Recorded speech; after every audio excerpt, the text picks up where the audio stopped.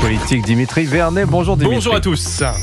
Bonsoir mes amis, bonsoir tout le monde, hello my friends.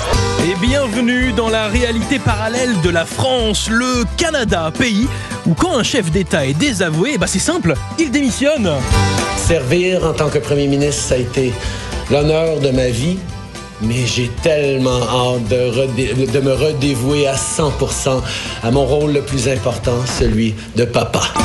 Tabarnak, ça fait rêver cette histoire. Justin Trudeau hier au Canada. Pendant ce temps-là, en France.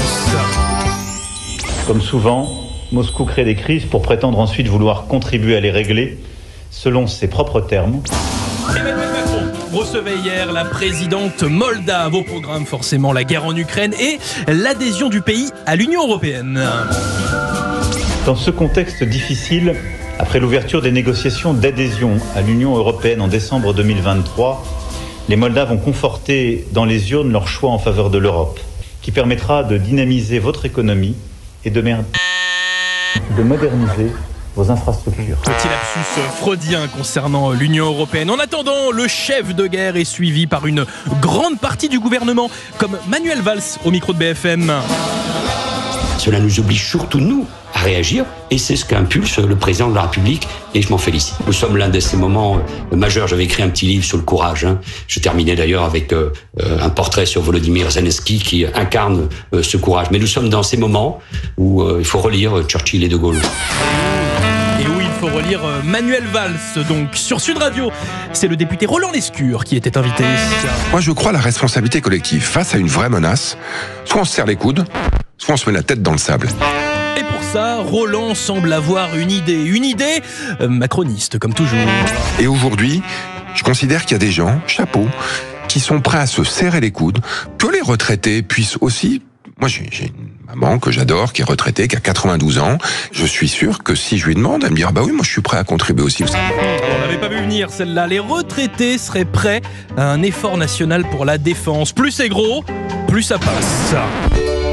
Je rentre d'Ukraine et que moi ça me rend malade de me dire que notre génération va peut-être être celle qui va les regarder se faire anéantir par la Russie.